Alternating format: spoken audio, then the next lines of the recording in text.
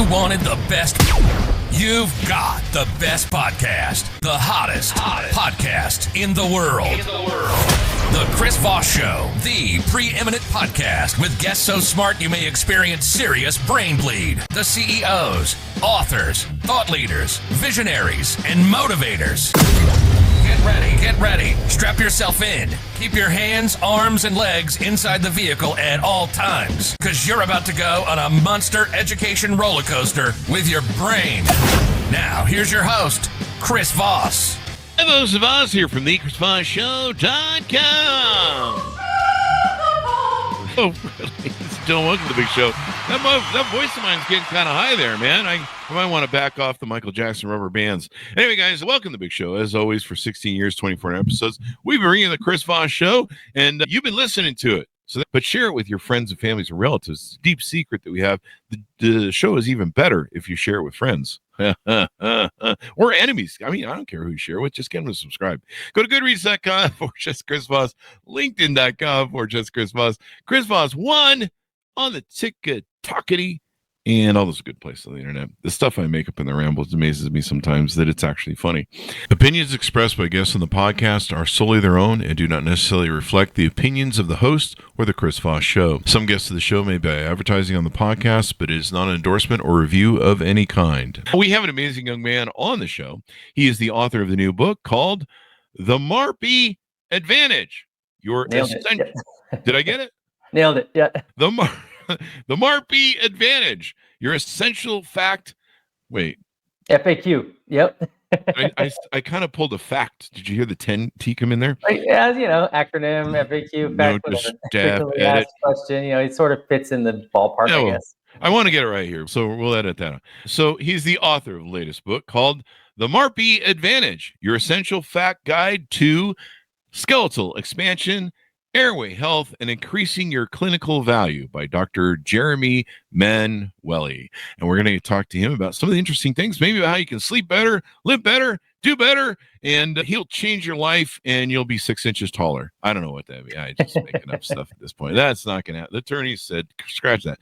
Dr. Manuele is the Vegas orthodoc. You've probably seen him on YouTube. He is not your typical orthodontist.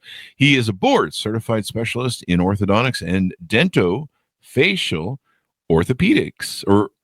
I just learned a new word, dentofacial. Watch for the OnlyFans. Dr. Manuele is at the forefront of redefining how we think about breathing, facial development, and their profound connection to health and performance, especially in kids and adults who are silently suffering from airway related issues. Welcome to the show, Jeremy. How are you? Doing well. Thanks for having me, Chris. Glad to be here. I learned a new word today, dentofacial. Dentofacial, yeah, kind of where the bones and teeth interact and meet. Yep, that's it. Well, that sounds like my skull. Yeah, exactly. I'm gonna start messing with people. I'm gonna go to Starbucks, order coffee, and they're gonna be, "What's your name?" Put on the cup there, and I'm gonna be dentofacial. Hey there. Yeah, all right. They'll love it. Yeah. Jeremy, give us how to spell it. We're going to share the love. So, Jeremy, tell us your .coms. Where do you want people to find you on the interwebs? Sure. Yeah. Best place to find me is at vegasorthodoc.com. And from there, you can get everywhere else. Yeah. There you go. So do you help install casino machines in people's mouths? Is that how that works? Or what? Yeah, just on my spare time, trying to keep my day job, but, we'll see. Yeah. Do you make it so you can go up to their jaw and you can pull like a lever and it comes down and goes ching, ching, ching, ching, ching? And that's the technique right there. Yeah, you explained it perfectly. I guess we can stop there. You know how those folks get the grill? Like everybody, those rappers get the grill? Yes. You could have a casino grill. It lights up and noise. There you go. You can win a grill at the casino. Yeah, win a grill at the casino. Yeah, check it make sure you wash it. So anyway, Jeremy, give us a 30,000 overview. What's inside your new book? Sure, yeah. So this new book is actually tailored to practicing dentists, orthodontists, and other dental specialists who want to learn more about non-surgical adult palate expansion. So it essentially helps to teach them the techniques behind adult palate expansion, why you would do it, how you incorporate it into your practice, and a lot of the physiology behind the benefits of having your upper jaw expanded in an adult if you're having struggles. Why does it seem, I'm feeling a little bit of pain when I think about this. Sure, yeah. It's a new concept, right? 20 years ago, the only way to change an adult jaw would be through some form of jaw surgery. And that was sort of the way that it was done. And you have a longer recovery. The risks are higher. A lot of times you're in the hospital. So non-surgical expansion for adults really started to come out about 10 to 15 years ago. It was being developed. But only about 5 years ago did the imaging and the planning ability and also the appliances that we're able to use for that, were they really refined. And at that point, we were able to predictably get upper jaws in males, females, non-growing patients, adults expanded. The oldest adult that I've expanded is about 71 years old, but we expand all ages if their upper jaw is small and if it's going to benefit them. Wow. And it's the upper jaw. That seems, I can see how my lower jaw might be easy to be expanded because it's kind of hanging there, but the upper jaw is kind of attached to my skull last time I checked. Exactly. Yeah, it's a fascinating process. Yeah, so the lower jaw is actually one bone. So after birth, it's one bone. So you can't really expand the lower jaw unless you do some form of surgery to cut it and make it two bones. Then you can expand it. But the upper jaw is naturally two bones.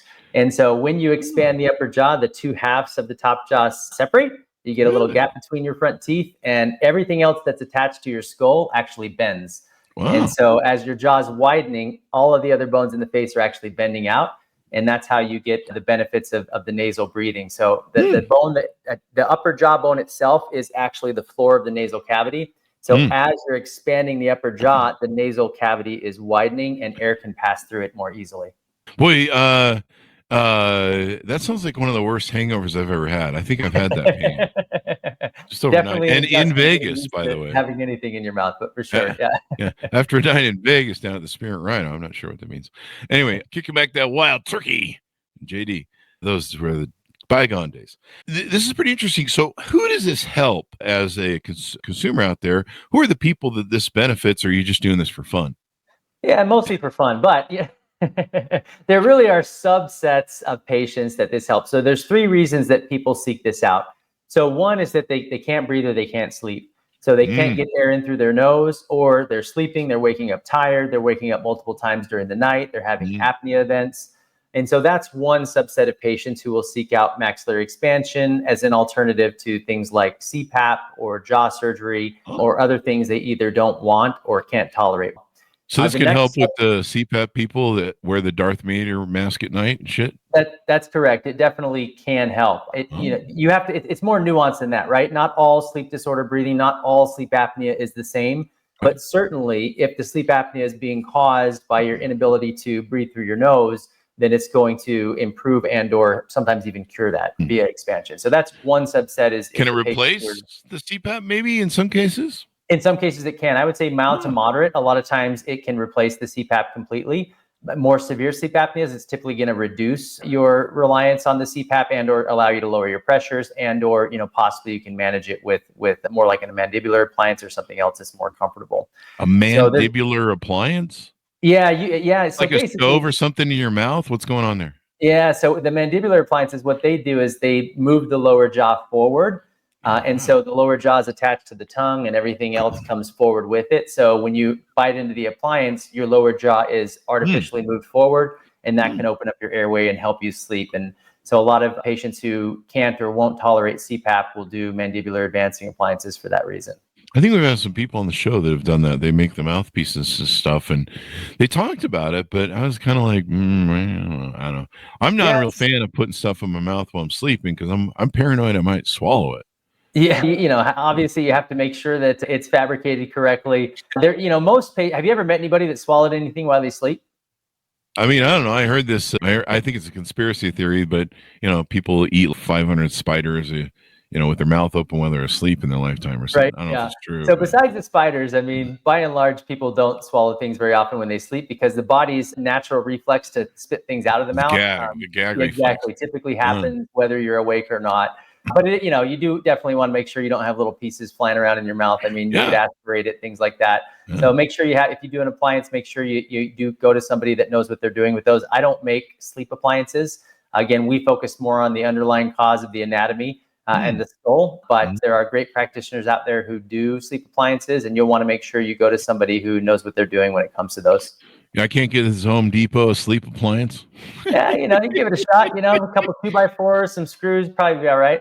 You're giving me a whole mess of content to go screw with people. I can fuck up Starbucks now, and then I can go to Home Depot and go, which aisle is the mandibula appliance on? What is that? I think it's an air conditioner. I don't know. It's air conditioner for your mouth. Some people need that too. So this is kind of a newer technology. That's probably why a lot of people haven't heard from this, just to clarify that, because I wasn't too aware of this stuff when I started hearing about it. Like I said, we have people on the show. I was just like, yeah, that seems kind of new. Yeah, it's interesting because I think part of it is the more people become educated about breathing and how that relates to their sleep and their overall health, then they start to seek out solutions for those issues that they may be experiencing. So yes, not very well known in the community at large. It's becoming increasingly more well known within the dental community as more and more practitioners are jumping on board and treating cases and publishing their results. It's now catching wind, especially in orthodontics and general dentistry, a little bit in surgery, oral surgery as well. I just want to get that top area to separate so I can have that cool space in my teeth like David Letterman. I'm a big David Letterman fan. Yeah. Plus, you can whistle through it, right? A little practice, I'm sure you could. Yeah. Didn't the gentleman who's a football player, he has a little list too. I think he's on Good Morning America. He has that kind of too. I think he had a list to work on. Yeah, he's a great celebrity to follow and match. And we can make the gap that size. Now, if I just master Letterman's beard he wears nowadays, that thing is fucking epic. It's like something from Rumpelstiltskin sleeping. Is that the one? Do I have the right fable? I don't know. So we talked before the show. I've had TMJ all my life. There was a time where it was really bad. Like I could sit and pop it and it'd be noise across the room. And, it had its own zip code and phone number. It seems to have calmed down in my old age, but it's still there. There's a huge lump there. And, it kind of pops, but I don't mess with it. I leave it alone. It seems to leave me alone for the most part. But, I'm a big guy and I've been told that I snore very loudly and my mom's always like, you need to get Darth Vader mask thing. And she doesn't sleep well and she has it. So no one I've ever met, when you get them to be honest, they tell you they still don't sleep well. And it's kind of like people who sell you an MLM. I think that's how I feel about it. I'm not shaming anybody or shitting on it, but it does feel like people are selling me an MLM when they sell it. When you look at the data on CPAP, typically it's about 50% compliance. So you got really? About half of the people out there that will stick with it, and then the other half, just for whatever reason, either it doesn't work on them or they just can't. They can't. I had a friend who paid all the money to get the CPAP in his chest. Yeah, it was like $30,000 or some crap. Okay. And he doesn't even use it. It doesn't work for him very well. And I'm just like, that's in your body now. That's kind of like putting Neuralink in your stuff from some guy who's heavily addicted to ketamine. It's what is it? What day is it? It's 5/30/2025, and the Washington Post is reporting about a severe ketamine addiction of a certain number one billionaire. That's where the joke reference comes from. You'll have to Google it. Anyway, we mentioned, so this can help my TMJ or people that have TMJ. I know people that have surgery for it. Yeah, so that's kind of the next big subset of patients who seek this out is patients who are seeking functional improvement. So TMJ is one of the functional improvements that you can achieve with this. Also, just getting the teeth to fit together. So some people teeth can't fit together properly because their upper jaw is too small and their teeth end up hitting on top of each other. They end up breaking them down, needing crowns, root canals, all those types of treatments. Are those people I've seen where sometimes their teeth are kind of offset? You can see that the one, every other tooth is behind the other one a little bit. Yeah, crowding. Yeah. Yep. Yeah. So when the teeth are crowded, they don't fit together either. And if they're crowded because the upper jaw is too small, we can widen it, and that's going to make more space within the upper jaw. It's going to start out between the front teeth, but then we're going to use that space, move the teeth into it. Of course, you finish without a gap and the teeth straight. But by expanding the upper jaw, you can get the function better. So you can get their teeth to actually fit together the way that they should. And that's the link back to the TMJ disorders. So if the bite is functional and your bite is not forcing your jaw to go into an unnatural position, like many patients who have TMJ disorder, that's what's happening. Their teeth are pushing their jaw into an unnatural and uncomfortable position. And then that causes inflammation in the jaw joints, which translates to pain for many people. And so if we get the teeth to fit together, ideally by starting with making the jaw ideal, then the TMJ is not having all that stress on it that it used to have, and the symptoms can often go away completely. Wow. Yeah, there's a lot of times where I bite my tongue, man. I've just about bit it off sometimes. And I'm like, I'm 57 and I haven't learned to fucking chew yet. Like what and maybe that's from that, I guess. No, it's if your teeth are making your jaw go somewhere unnatural, it can be very, very uncomfortable. So every time you put them together, it can be, that inflammation starts to happen, then your bite shifts further and it becomes a very painful and sometimes progressive problem. And here I just thought I was going the wrong glory holes. Anyway, it's Vegas jokes. I don't know what that means, but you can find it in Eastern and Sunset jokes.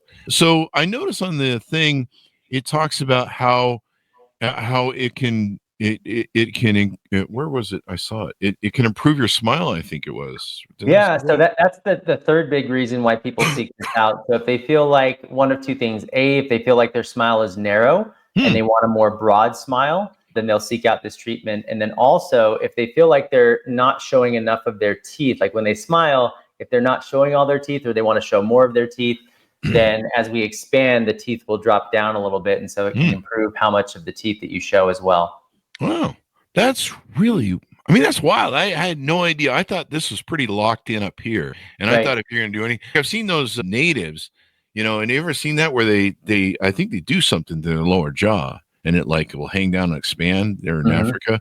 And, or they do, I think they do something with their jaw. Maybe it's the upper jaw, but no, I think it's usually hanging out there. And then you just look at it and you're like, you can't close that thing. You must snore one thing you talk about. Is it normal for children to snore?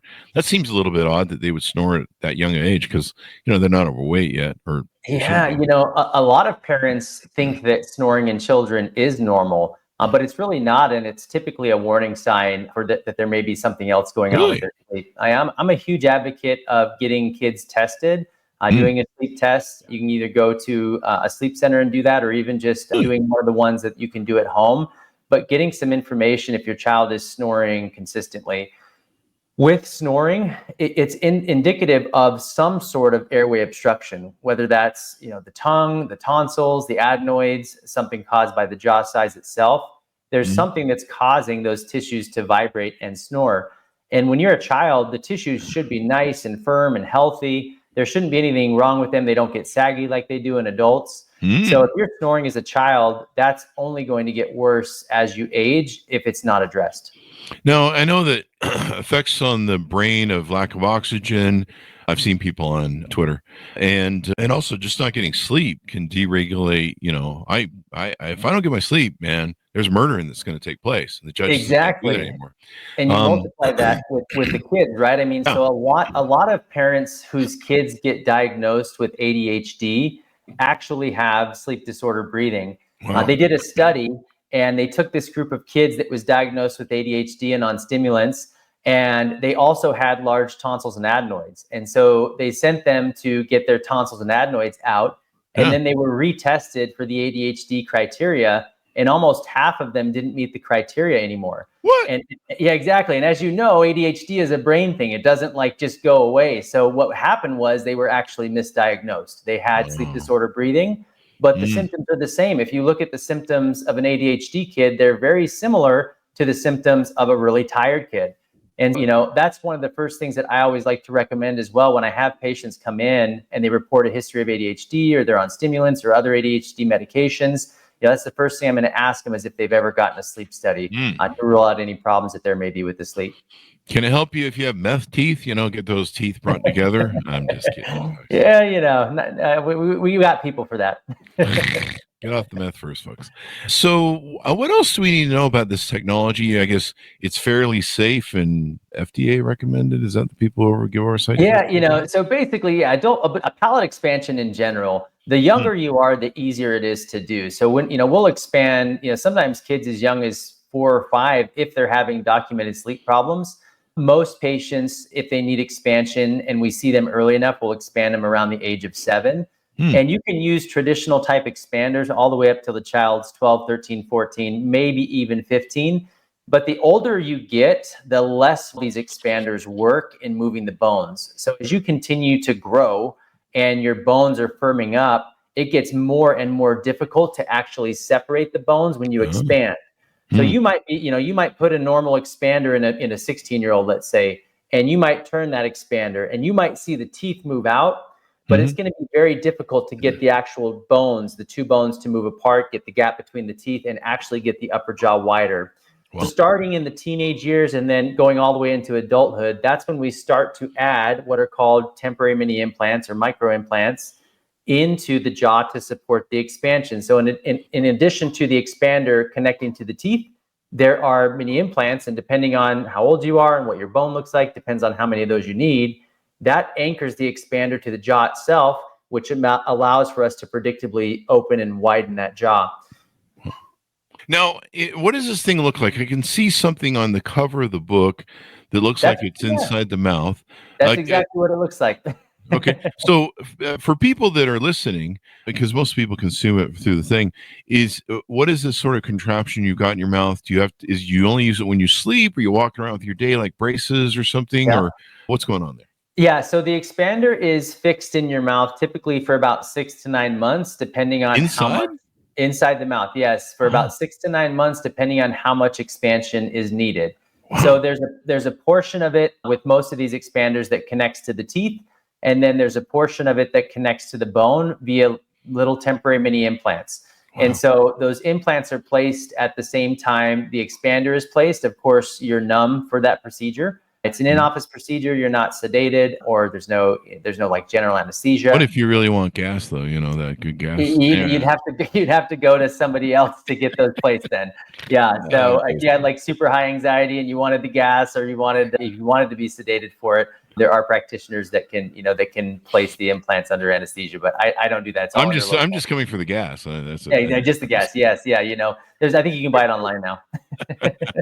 and you said 6 months you might have to wear it? 6 to 9 months. Yeah. So there's an adjustment period in the beginning. Most adults are not used to having anything in their mouth full time. And so when you have the expander, sometimes it's a little bit different learning how to speak again with it. Swallowing, you have to learn all these patterns over again. Typically about the first week or so is when patients will go through that adjustment period and relearn those things.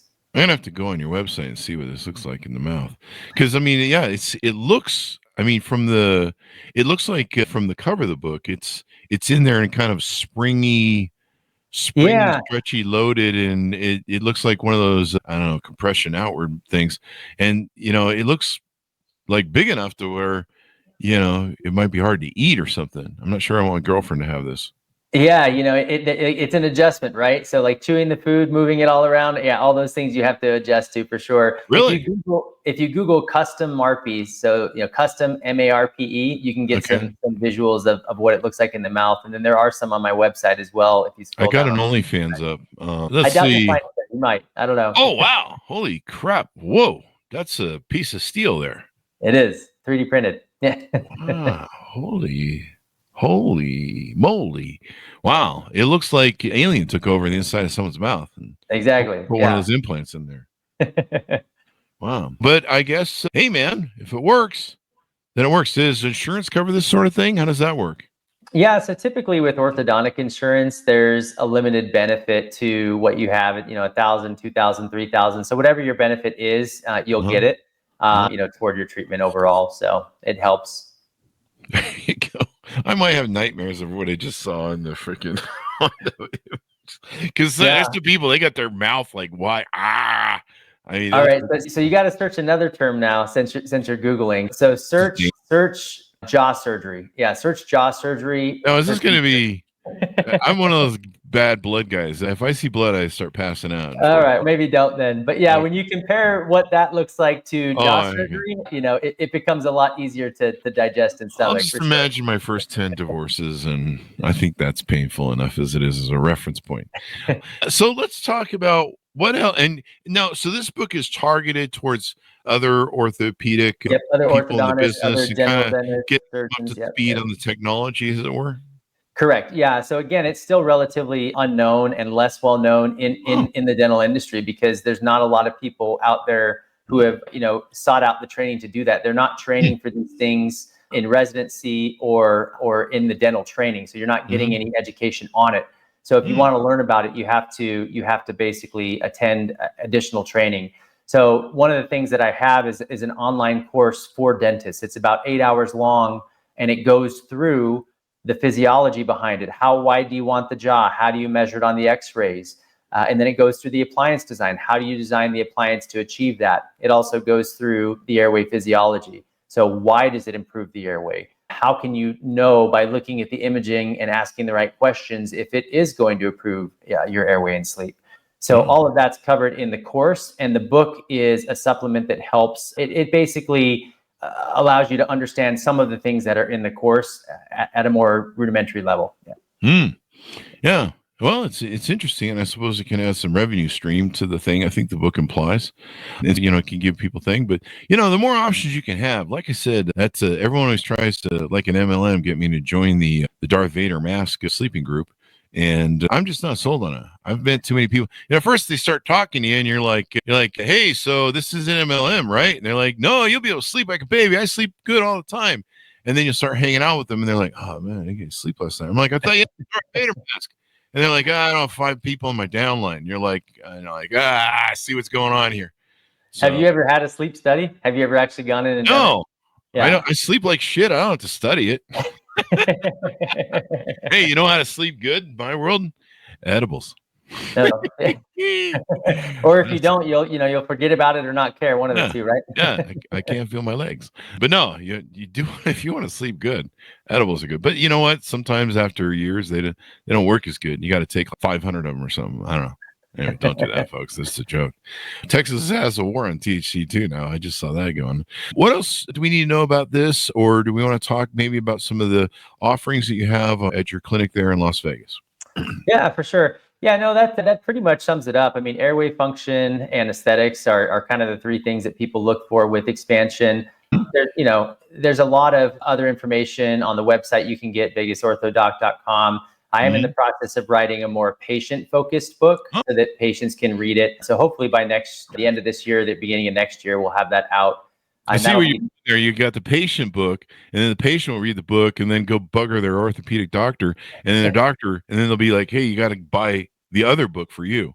Yeah, you'd be surprised at how many patients that we see that do that. They'll go and they'll try to find the local provider to do that for them. So one of the things we haven't talked about yet is, again, this is a fairly niche topic. So one of the things that I do is online consultations for patients seeking out this treatment specifically.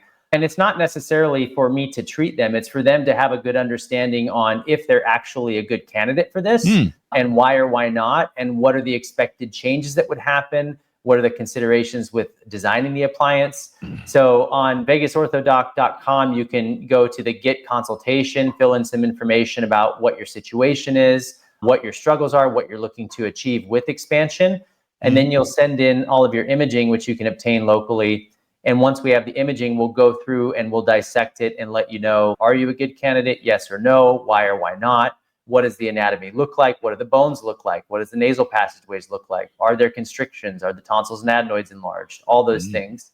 So we'll go through that in detail and send you a video consultation about your case specifically so that you can know, if you're a good candidate or not. And if you are a good candidate, what are the things that you need to consider? How's it going to affect your smile? How's it going to affect your face? What are things going to look like afterwards?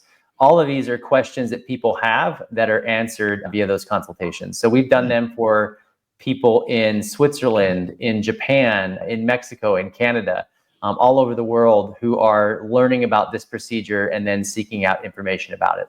Wow. Yeah, I mean, sleep's a real important thing. It gets harder as you get older. What about people who have asthma? Will it help with people who have asthma? Yeah, asthma is very, very interesting. And so one of the root causes of asthma is what they call overbreathing. And so here's a fun fact. Do you know how many people died of asthma before we had asthma medications? How many? 0. So what happens is, and it's not funny, but what happens is when patients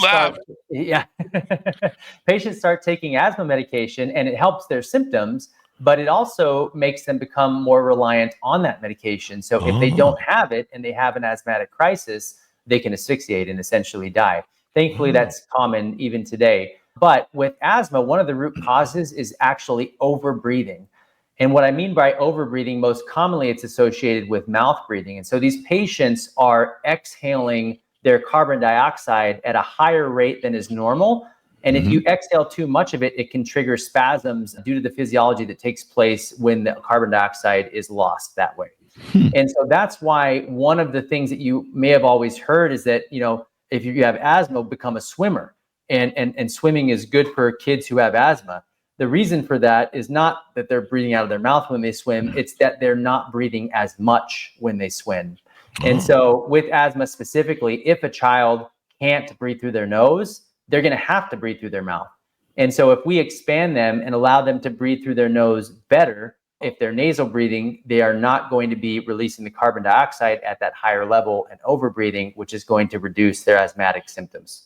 Wow, man, I learned a lot today. I know some people on Twitter that are over breathing, and they should just stop permanently. No, I'm just kidding. Maybe less, but I don't know. They probably need more oxygen, because clearly they haven't had enough oxygen some of the ways they think. So what else do we need to talk about that you offer at your service there? This is something people have to come in for, right? I can't just order this off Amazon. That's correct. Yeah. And additionally, like depending on, where they live, they'll have to find a provider that is, that knows how to do this. Right. So most orthodontists and dentists today either don't know about this or don't know how to do it. And so you'll want to find somebody that has experience in expanding wherever you live. We do treat some patients from out of town or different places, but it really just depends on the complexity of the case and what you need orthodontically and whatnot. But I would say a lot of patients that we see for consultations online, we don't end up treating just because they would be better treated by a local orthodontist in their area. Here's an idea.